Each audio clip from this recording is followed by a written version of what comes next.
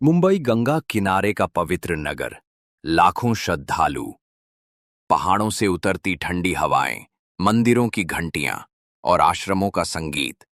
मगर इसी आध्यात्मिक नगरी के किनारे का एक हिस्सा ऐसा भी था जिसे लोग भूल जाना चाहते थे।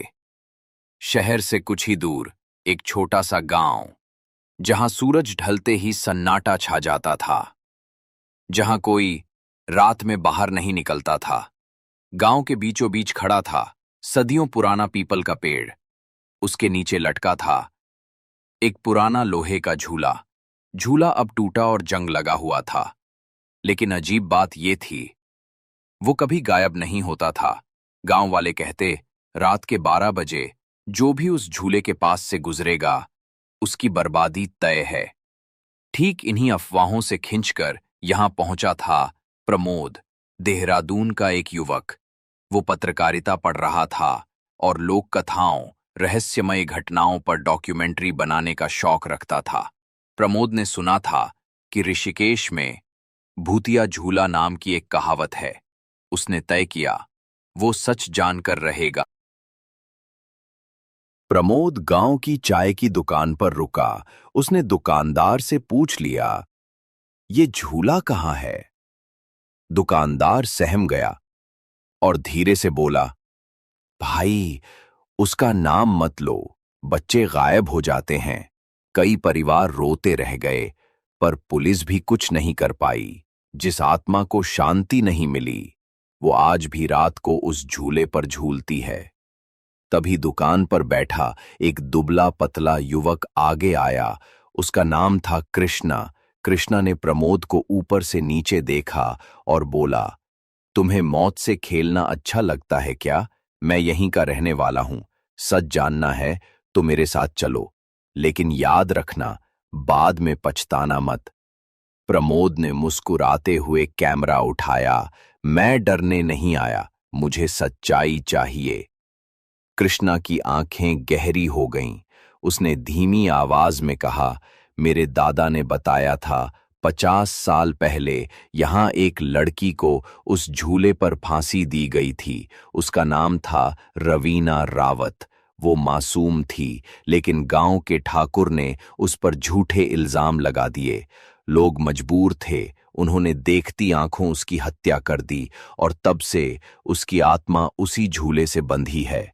प्रमोद ने नोटबुक खोली। अब उसके पास कहानी की जड़ें थीं, लेकिन ये तो बस शुरुआत थी। अगले दिन गांव के स्कूल के प्रांगण में उनकी मुलाकात हुई रश्मिका चौहान से। रश्मिका गांव की पढ़ी लिखी लड़की थी, साहसी, आत्मविश्वासी और साफगोई से बात करने वाली। रश्मिका ने प्रमोद को देखते हुए कहा, आप भी वही है ना जो इस झूले की जांच करने आए हैं? सब पागल समझेंगे आपको। प्रमोद थोड़े सकपका गए। हाँ, लेकिन कोई तो है जो सच्चाई बताए। आप। कृष्णा ने बीच में कहा, ये है रश्मिका, और इसकी खासियत ये है कि गांव में जो भी पढ़ा लिखा और दिमाग से सोचने वाला है, वो यही है। अगर कोई हमारी मदद कर सकता है तो यही कर सकती है। रश्मिका थोड़ी देर चुप रही, फिर बोली, मेरे पिताजी कहते थे, दुनिया में कोई भी रहस्य बिना वजह नहीं होता। अगर सच में आत्मा है तो इसका कारण है, और अगर सिर्फ अफवाह है तो किसी ने उसे जिंदा रखने के लिए बनाया है। मैं चाहूंगी इस झूठ और सच के बीच की दीवार टूटे। उसकी ये बात सुनकर प्रमोद के चेहरे पर हल्की मुस्कान आई। वो समझ गया था कि रश्मिका इस सफर का अहम हिस्सा बनने वाली है।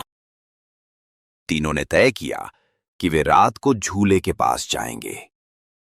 रश्मिका ने कहा, अगर आत्मा है तो हमें डरना नहीं चाहिए। डर से सच छुप जाता है। हमें कैमरे और आवाज रिकॉर्डर के साथ वहां जाना होगा। रात का सन्नाटा था। गंगा की लहरें दूर से सुनाई दे रही थीं। गांव सो चुका था। प्रमोद, कृष्णा और रश्मिका टॉर्च और कैमरे लेकर झूले के पास पहुंचे। चांदनी सीधे पीपल के पेड़ पर पड़ रही थी। उस रोशनी में झूला स्थिर दिख रहा था, लेकिन जैसे ही घड़ी ने 12 बजाए, चर चर झूला अपने आप हिलने लगा।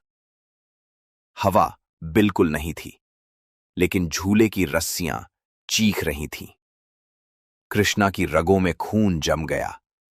यही है वो, मैंने कहा था ना। रश्मिका कांपते हुए बोली, ये हवा नहीं है, कोई अदृश्य ताकत इसे झुला रही है। तभी झूले की दिशा में धुंधली आकृति बनने लगी। एक लड़की की, सफेद कपड़े, लंबे खुले बाल, गले में रस्सी के निशान और आंखों में खालीपन। तीनों चिल्लाकर पीछे हटे, लेकिन प्रमोद ने साहस करके कैमरा उठाए रखा।